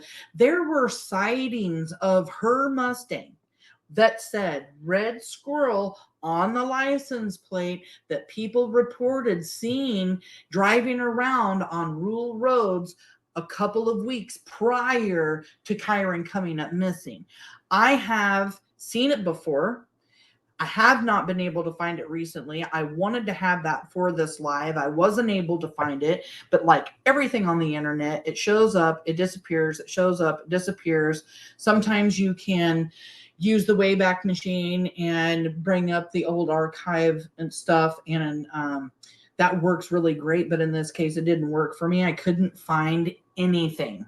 Have you ever seen that before, where they talk about the Mustang being seen? So funny enough, I've only seen it being brought up from Harry Oakes, who has always been very adamantly sure that Terri was the one, Terri and Dede, that they were lovers and that they did this. I've seen him post about it a lot, but I've never read it in an article. But I also have never looked for it. So I'll see if I can find it as well. See if we can put our brains together and find that. Yeah, Death by Chocolate says, wow. Yeah, I did not, I was looking into a lot of the Harry Oakes stuff back in the day. So it could have been something I read from there. And if it was, I don't even know if I want to call it verifiable information. But yeah, I would love if we could like deep dive into finding out if there was any anybody, any witnesses other than him saying that the Mustang was out driving around. Then yeah, I would love to see that information. I'll see what I can find. I'll start researching on that, and then we can make a post about it one way or the other, just to update people if we found it or not. Well, we have been on here for almost 2 hours. This has been amazing. I loved doing this show with you, Kaylia, because it's nice to bounce the ideas back and forth with somebody, and talk back and forth instead of trying to keep track. I mean, I love looking over at the comment section, but just having the conversation, I think it makes the lives better. And I can't wait to have you back. I hope you want to come back. I do. Thanks for inviting me. I had fun, and I was nervous, but I'm feeling at ease. I'm not so nervous anymore. So thank you. Oh yeah. You know what? You have done so much. I can't even remember when you came into the group. I think you were quiet for a while, and then once you started talking and once you started bringing in information, I'm like, it was kind of like the Madonna, like, who's that girl? I wanted to know immediately, like, who is that? Where'd she come from? Wow, she finds out great information. And then from there, we just kind of like clicked. And then, everybody in the group, you sent out flyers all over the country. You did such a amazing job doing that. It's going to bring so much awareness for Kyron all over the country.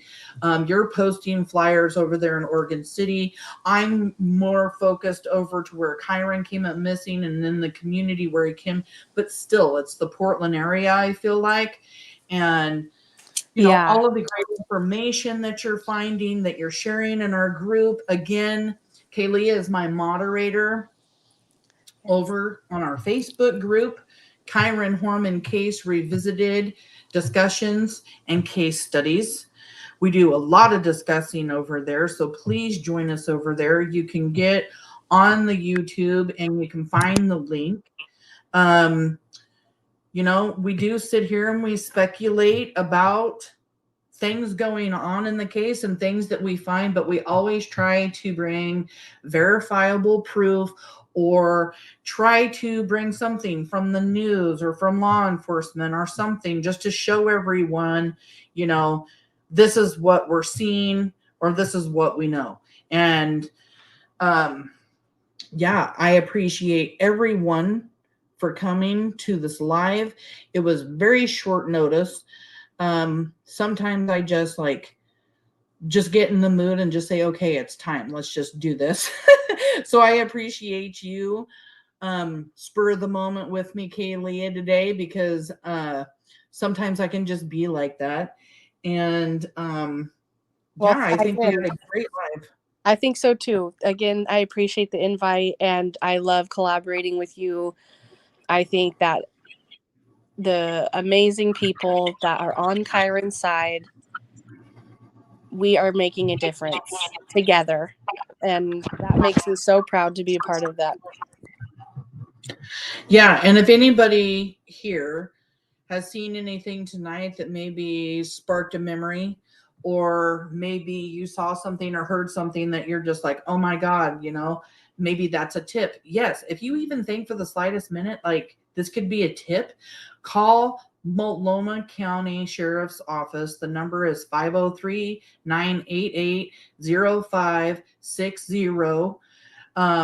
Detective Tabor is amazing. He's the detective that works on Kyron's case.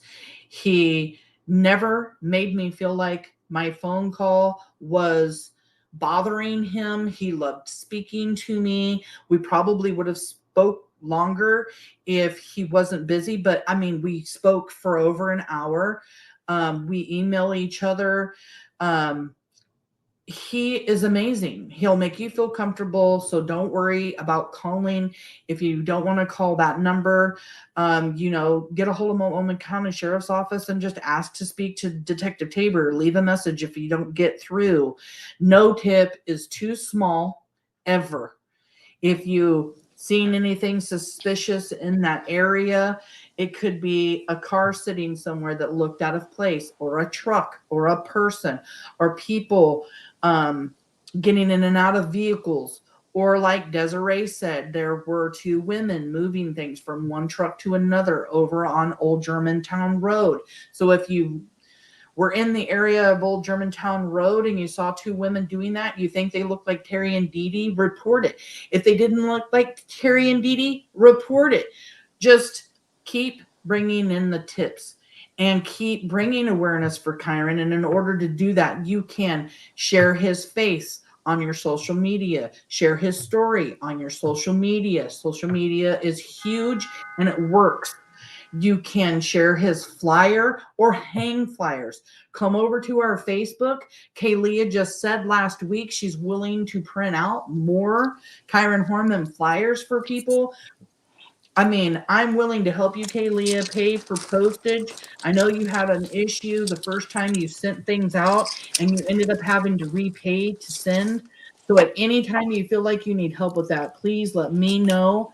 And I guarantee you I can get you money through Facebook Pay or PayPal or something to help pay for that postage. It's not even a problem. Oh, Um, sweet. Thank you for that. I'm just glad to be able to do it. And in fact, I was going to say the same thing. I have a ton of posters or flyers that I've printed out, and I can send them to anyone in the United States at no cost to them. So just reach out to Samantha or myself on Facebook, on that Facebook group, Kyron Horman Case Revisited Discussion.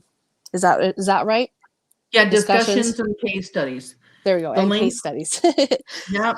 And if you're new here and you like the show, subscribe, click the bell to get notifications for when there's a new book reading or notifications for a live or a new video or anything that we do. You'll get a notification. And by subscribing, you help bring awareness to Kyron, even if you don't watch another video, you're still helping me bring awareness, because the more people I have on our YouTube station, the more the analog, The algorithm. thank you.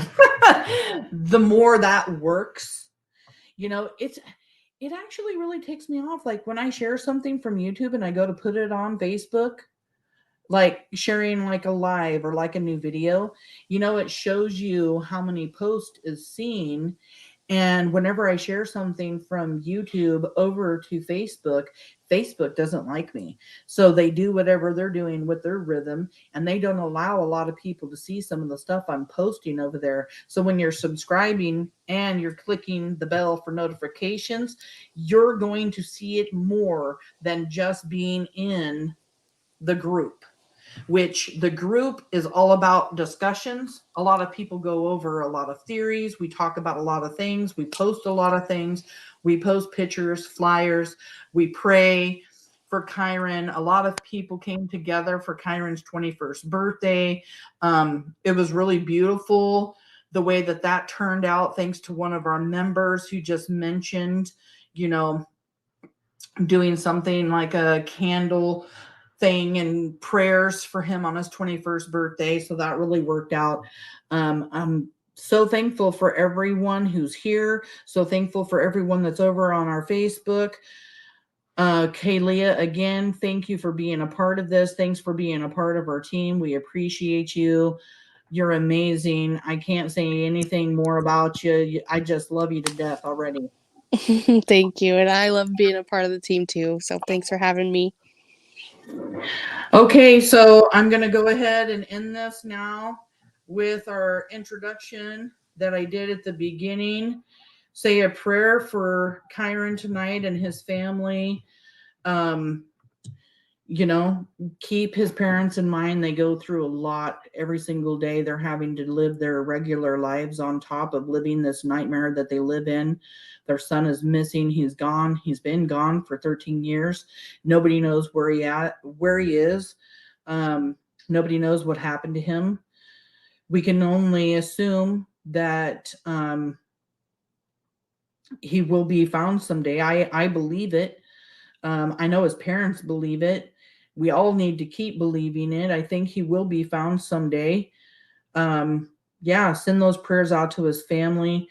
I'm sending prayers out for everyone here because I'm just so thankful for you all being here. And I hope everybody has a great night. Please join us on our Facebook. And God bless Kyron.